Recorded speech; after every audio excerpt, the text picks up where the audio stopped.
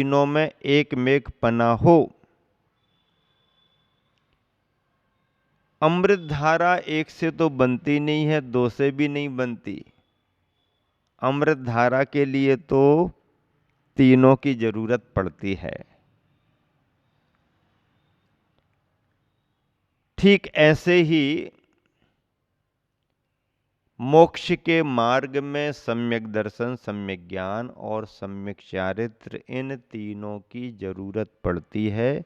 और इसलिए तीर्थंकर भगवंतों की वाणी में आया है, आचार्यों ने उसे लिखा है, आगे बढ़ाया है कि तीनों की एकता का नाम मोक्ष मार्ग है। तीनों की एकता मोक्ष मार्ग कहलाती है। मुझे एक संदर्भ याद आ रहा। ये संदर्भ इसलिए याद आ रहा कि जहां रत्नत्रय में तीनों की प्रधानता है,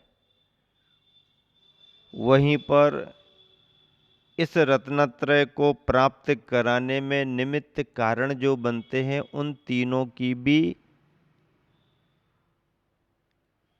मोक्ष मार्ग में बहुत जरूरत है। दर्शन दाता देव हैं, आगम सम्यक ज्ञान, गुरु चरित्र की खान है, मैं बंदू धरि ध्यान। सम्यक दर्शन के आधार भगवान, भगवान की वीतरागता है। सम्यक ज्ञान की प्राप्ति में कारण आगम ग्रंथ बनते हैं। और गुरु महाराज की मुद्रा, गुरुओं की जीवनचर्या सम्यक चारित्र की प्राप्ति में कारण बनती है। इसलिए कहा दर्शन दाता देव हैं, आगम सम्यक ज्ञान। आगम सम्यक ज्ञान का जनक है। सम्यक ज्ञान में कारण बनता है, ज्ञान को निर्दोष निर्मल बनाता है। और गुरु चरित्र की खान है। वाह वाह वाह, क्या बात कही। गुरु महाराज चारित्र की खान, चारित्र के भंडार हैं। कितना महत्व है। पंचम काल कली काल में भी गुरु मिल रहे हैं, ये सामान्य बात नहीं है। आप सबके पुण्योदय से मिल रहे हैं, भाग्य से मिल रहे हैं। क्योंकि धरा पर गुरु है तो चारित्र की प्रेरणा अपने आप मिलती रहती है। अपने आप बिना बोले उपदेश दे रहे, निरंतर उनके जीवन से चारित्र की प्रेरणा मिलती रहती है। ऐसे गुरुओं को चारित्र की खान कहा गया है। अब देवशास्त्र और गुरु में से कोई ऐसा विचार करने लगे कि तीन की जरूरत क्या है, एक आध के बिना भी काम चले तो चला लो। ऐसे विचारक भी हुए। तीन में से किसी ने शास्त्र और गुरु को मान लिया, भगवान को नहीं माना। किसी ने भगवान को और शास्त्र को पकड़ लिया, गुरु को नहीं माना। किसी ने गुरु और शास्त्र को पकड़ लिया, भगवान नहीं। भगवान और गुरु हैं, शास्त्र नहीं। ऐसे मतांतर भी हुए हैं। पर यदि कोई एक का अभाव किया गया है तो उसे सही रास्ता नहीं माना। तीन में से किसी एक का अभाव भी ठीक नहीं। तीनों का महत्व है, देव, शास्त्र और गुरु तीनों का महत्व है।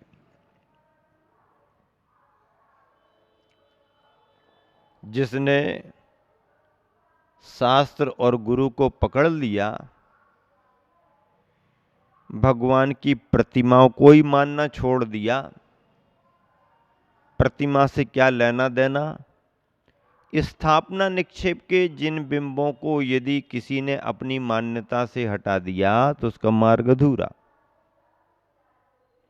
किसी ने भगवान को और शास्त्र को पकड़ लिया, गुरु की कोई जरूरत नहीं है, और यदि ऐसा ख्याल आया कि गुरु की कोई जरूरत नहीं है तो मार्ग अधूरा है, गलत हो गया। बल्कि मैं तो बार बार कहा करता हूं कि जिसका कोई गुरु नहीं उसका जीवन शुरू नहीं। सुन रहे कि नहीं सुन रहे? ध्यान से सुनो बाबा जी, ख्याल में आ रहा ना?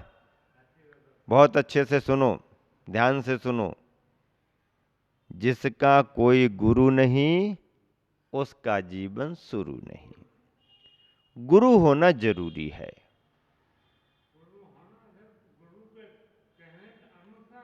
गुरु होना जरूरी है और गुरु के निर्देश में उनके अनुसार चलना जरूरी है।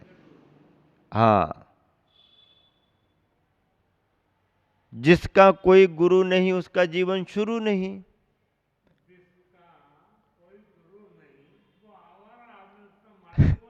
उसका मालिक कोई नहीं।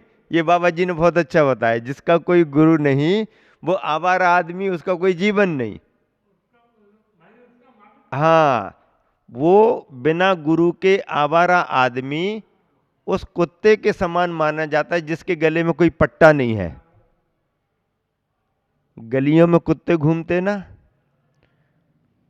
तो बिना पट्टे के कुत्ते को कोई भी यहां वहां भगाता रहता है, उस कुत्ते की कोई कीमत नहीं। लेकिन जिस कुत्ते के गले में पट्टा डला रहता है, जिस कुत्ते के गले में पट्टा डला रहता है, भैया किसी का पाला पोसा कुत्ता है, हाथ नहीं लगाना। पाला पोसा कुत्ता है, हाथ नहीं लगाना।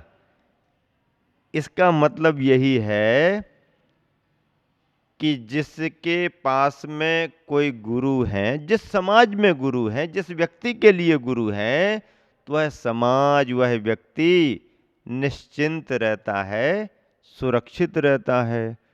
और यदि हमारे तुम्हारे पास में गुरु नहीं है तो यहाँ वहाँ आते जाते समय कोई भी आवारा कुत्ते के समान हकालता रहता है, भगाता रहता है, हटाता रहता है, चलो चलो चलो कुछ नहीं, चलो चलो कुछ नहीं, तुम्हारे पास कोई नहीं। वह व्यक्ति, वह समाज निगुरा मानी जाती है जिसका कोई गुरु नहीं। गुरु की संस्कृति भारत में बहुत प्राचीनतम है और आगे तक चलती रहेगी। इसलिए क्या कहा कि गुरु और प्रभु, प्रभु तो अदृश्य हैं, दिखाई नहीं देते। ऐसे अदृश्य प्रभु का परिचय कराने वाले गुरु ही होते हैं। गुरु गोविंद दो खड़े, बिश्नोई जी ख्याल में आ रहा ना? गुरु गोविंद दो खड़े, काके लागू पाए, बलिहारी गुरु आपकी, गोविंद दियो बताए। सतेंद्र ध्यान से सुनना, बराबर बात पकड़ करके रखना, क्योंकि ऐसा अद्भुत पद है गुरु का कि जिसके बिना किसी का कल्याण नहीं हो सकता। देव, शास्त्र, गुरु में तीनों का महत्व है, एक की भी कमी नहीं की जा सकती। उदाहरण मुझे एक याद आ रहा है, गल्ले बाजार का उदाहरण था। सब तरफ गांव से माल आता है, गल्ले बाजार मंडी में इकट्ठा होता है। पुराने समय की बात है, हम भी जब छोटे थे तो किसान परिवार से थे, किसानी खूब होती थी, तो पिताजी, चाचा वगैरह और गांव के लोग फसल आने पर देवरी से सागर माल बेचने के लिए, अनाज बेचने के लिए आते थे। तो अनाज की ढेरियां लगती हैं, बोरे के बोरे ले जाते थे, ट्रालियों में भर भर के, बैलगाड़ियों में भर भर करके ले जाते थे, वहाँ पर सब रख दिया जाता। और बोरों की तुलाई होती थी। क्या होती? तुलाई। उस समय कांटे वो ऐसे लगते थे, 3 लकड़ियां लगा दी, उसके बीच में कांटा फंसा दिया, इस तरफ बांट रखे जाते, उस तरफ आप अपना अनाज का बोरा रख दो, ऐसा होता था। अब वो तो सब काम देखा, तिपाए से तुल रहा है, कांटे से तुल रहा, ये हो रहा, वो हो रहा। अब पूरे गल्ले बाजार को देखने के लिए ऐसी ऊंची जगह तो मिलती नहीं कि सब जगह से सब कुछ देख लो, और गल्ला बाजार का जरा माहौल देखना है, कहाँ कहाँ क्या क्या हो रहा है। तो जो 3 लकड़ियां रहती थीं, उनके ऊपर एक पटिया भी लगा लेते, उसके ऊपर बैठ करके भी लोग अपना कुछ देखना चाहे तो देखते रहते थे। एक बार मैंने देखा एक जगह, एक आदमी ऊपर बैठा है, बैठा बैठा बैठा बैठा, उसके दिमाग में पता नहीं क्या ख्याल आया, और पहले तो बाजार देख रहा है, सब देखते देखते उसके मन में कुछ ख्याल आया, और उसने अपना जो पैर था उससे ये सोचते हुए कि 2 लकड़ियां पकड़ के तो मैं ऊपर चढ़ा हूं, 2 लकड़ियां पकड़ के ऊपर चढ़ा हूं, तीसरी का तो कोई काम नहीं है, पकड़ने में तो दोनों आई और उनके कारण हम ऊपर आ गए, बैठ करके खूब देख लिया अच्छे से। अरे 2 लकड़ियां तो काम की हैं, तीसरी का कोई काम नहीं। तो उसने अपना पैर ऐसा लगाया और लकड़ी को अलग करना चाहा, और उसके पैर लगाने से लकड़ी जैसे ही अलग हुई, तो लकड़ी का अलग होना क्या हुआ, वो ही नीचे आ गया। क्योंकि जिस तीसरी लकड़ी को वो ये समझ रहा है कि इसका तो कोई काम नहीं था, हम तो 2 लकड़ियां पकड़ करके ऊपर चढ़े हैं। अरे पकड़ करके तो 2 चढ़े हो, लेकिन तीसरी लकड़ी ने भी तुम्हारे चढ़ने में सहारा दिया है, और उसे तुमने ये मान लिया कि इसका कोई सहारा नहीं है, तुमने उस तीसरी लकड़ी को अलग कर दिया। अलग कर दिया तो तुम ही धड़ाम से नीचे आ गए। धर्म के मार्ग में, मोक्ष के मार्ग में भगवान का अपना स्थान है, भगवान की वाणी का, शास्त्रों का अपना स्थान है, और उस मार्ग पर चलने वाले गुरुओं का अपना स्थान है। ऐसे देव, शास्त्र और गुरु में से किसी एक को भी हमने ये सोच करके कि इनकी जरूरत नहीं है, इनका क्या सहयोग, इन्हें अलग कर दो, किसी एक को भी अलग करेंगे तो हम ही धड़ाम से नीचे आ जाएंगे। तीनों का सहारा है, तीनों हमारे लिए शरण हैं, तीनों मोक्ष मार्ग में हमारे लिए सहयोगी हैं। इन तीनों के माध्यम से सम्यक दर्शन, ज्ञान, चारित्र की प्राप्ति होती है, और भव्यात्मा अपने कल्याण के मार्ग पर आगे बढ़ती है। गुरुवर आचार्य ने क्या लिखा? हाइकु कृति तिपाई सी अर्थ को ऊंचा उठाती। हाइकु कृति तिपाई से अर्थ को ऊंचा उठाती। कितनी बढ़िया बात लिखी, तपाए का महत्व बता दिया। हाइकु है जुड़ो ना जोड़ो, जोड़ा छोड़ो, जोड़ो तो बेजोड़ जोड़ो।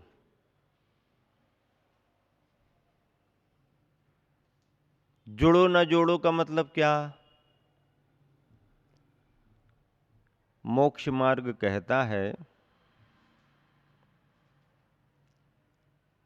अध्यात्म को जीवन का लक्ष्य बनाओ,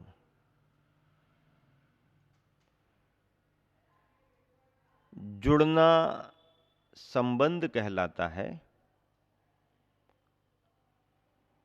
और संबंध अंततः बंधन का कारण बनता है।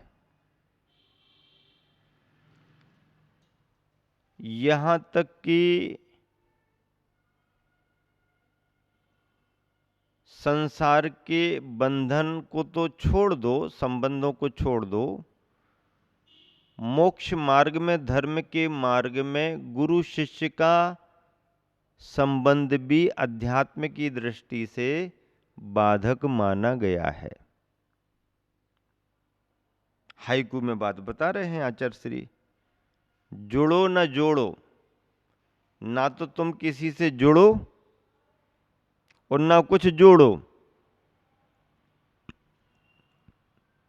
व्यक्ति जुड़ने की कोशिश करता है, व्यक्ति जोड़ने की कोशिश करता है।